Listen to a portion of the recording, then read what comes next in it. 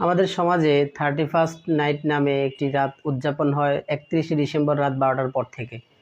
আসলে এই উদযাপন, এই উৎসব ইসলামের দৃষ্টিকোণ থেকে শরীয়ত এটাকে কী বলে, ইসলাম কী বলে, সেটা আমার দেখার বিষয়। কারণ আমি মুসলমান, আমার সব কিছু হবে ইসলামের আলোকে, শরীয়তের দৃষ্টিকোণ থেকে। আমার রসুল কী বলেন, আমার আল্লাহ কী বলেন, সেটা আমাকে দেখতে হবে। সবাই করে তাই আমিও করব, সবার পিছনে পিছনে আমিও নড়ছি, সবাই করছে আমিও করছি। এটা আসলে ইসলাম এবং মুসলমানের কাজ হতে পারে না। ইসলাম আমাকে কী দিক নির্দেশনা দেয়, সব কিছুর ক্ষেত্রে আমাকে দেখতে হবে। ঠিক 31st নাইট নামে যেই রাত উদযাপন হয় 31শে ডিসেম্বর রাত 12টার পরে, এই উদযাপন, এই উৎসব আসলে এটা মুসলমানের উৎসব নয়। এটা সম্পূর্ণরূপে বেদিন বদ্দিনদের, যারা ইহুদি খ্রিস্টান নাসারা, বেঈমান কাফের, অমুসলিম হিন্দু বৌদ্ধ, তাদের উৎসব হতে পারে। মুসলমানের উৎসব কিছুতেই হতে পারে না। কারণ মুসলমান উৎসব পালন করবে তো সেই উৎসবেই যেটার মধ্যে আল্লাহর হুকুম, নবীর তরিকা আছে। মুসলমানের উৎসব তো আল্লাহ পাক দুটি দিয়েছেন, শুধুই ঈদুল ফিতর এবং ঈদুল আজহা।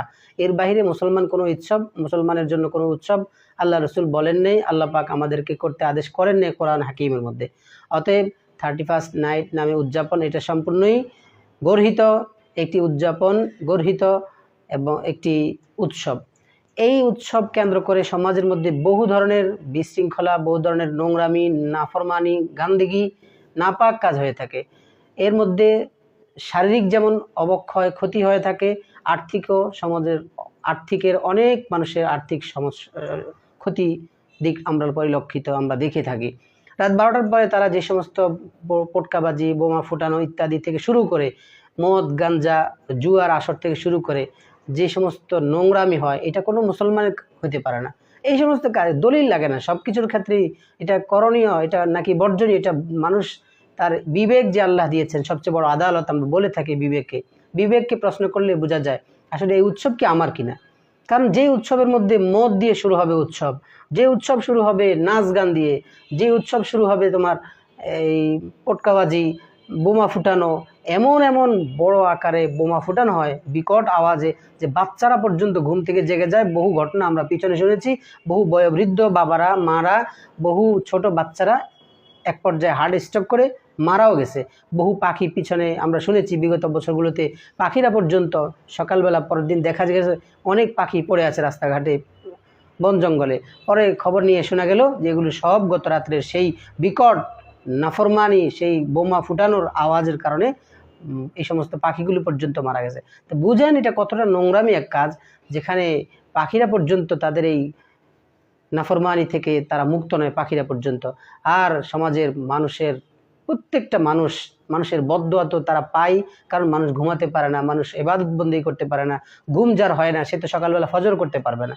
এই জন্য প্রিয় ভাই, এই সমস্ত কাজ এগুলো সম্পূর্ণ গর্হিত কাজ। আল্লাহ আমাদেরকে হেফাজত থাকান। প্রিয় ভাই, দেখেন এখানে আমাদের একটা বছর চলে যাচ্ছে, আরেকটা বছর আমাদের সামনে আসছে। এখানে আমাদের কি করণীয়?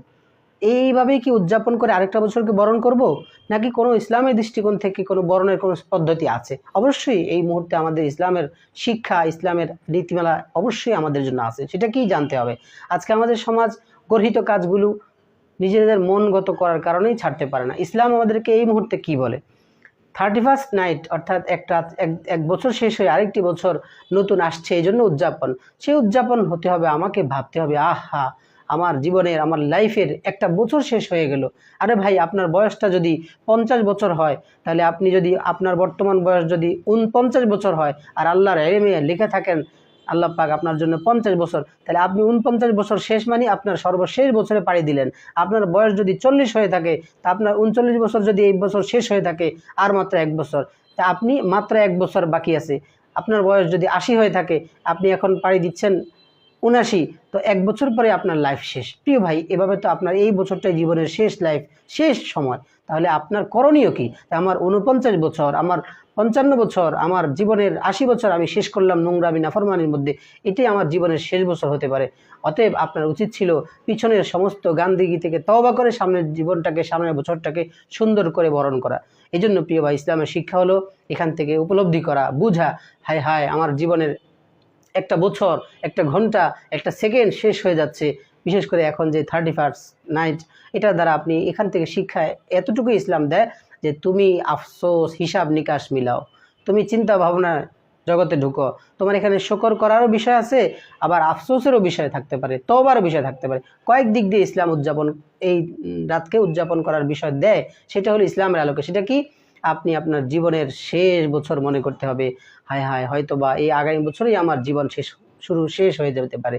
এই জন্য পিছনের বছর আপনি কি করেছেন, পিছনের বছরটা আপনার গুনাহ কতটুকু হয়েছে, নাফরমানি কত হয়েছে, ইবাদত কত হয়েছে, সেগুলো বিবেচনায় আনার বিষয়। পিছনের বছর যদি নাফরমানি, নোংরামি, গান্দেগি, হারাম, অন্যায়, অনাচার যদি আপনার দ্বারা হয়ে থাকে, সেগুলো থেকে এখন তওবা করার সময়। আপনার এই উদযাপন হবে চোখের পানি দিয়ে ভাসানো অবস্থায়, চোখে পানি বিজড়িত কান্না অবস্থায় আপনার উদযাপন হতে হবে। আপনি ভাববেন যে আমার জীবনের লাইফ শেষ, একটা বছর গুনাহ করলাম, তওবার সাথে একটা নতুন বছরকে বরণ করা আপনার জন্য জরুরি।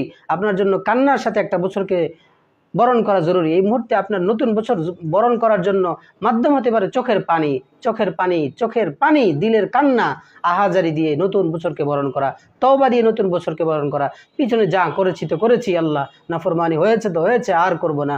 মানুষ তো আপনি, ভুল হতেই পারে। তওবা করুন, ছেড়ে দেন পিছনের সব কিছু, আর ওয়াদাবদ্ধ হন সামনের বছরের জন্য। আগামী বছর আমি আর কোনো অন্যায়, অনাচার, নাফরমানি করব না। আল্লাহ 5 ওয়াক্ত নামাজ থেকে শুরু করে তোমার যত বিধিবিধান আছে ইমানের পরে সবগুলো মেনে চলবো। তাহলে এইভাবে যদি বরণ করেন, আল্লাহ পাক পিছনের গুনাহ মাফ করে দিতে পারেন। আশা করি ইনশাল্লাহ আল্লাহ মাফ করে দিবেন, সামনের বছরটা আপনার সুন্দর কাটবে।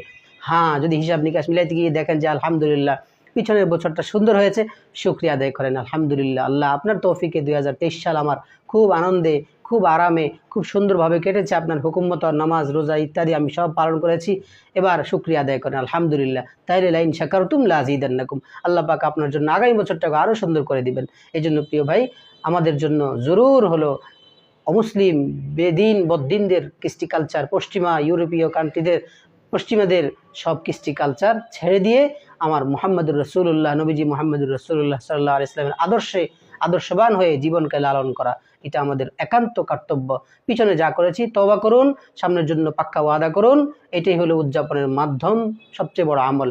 আজকে 31st নাইট আমরা উদযাপন করব তওবার মাধ্যমে, কান্নার মাধ্যমে এবং ওয়াদাবদ্ধ হওয়ার মাধ্যমে। আগামী বছর যে আর কোনো গুনাহ করব না, শুধু ইবাদত করব, কোনো আমল আমরা ছাড়ব না। আল্লাহ আমাদের তৌফিক দান করুন।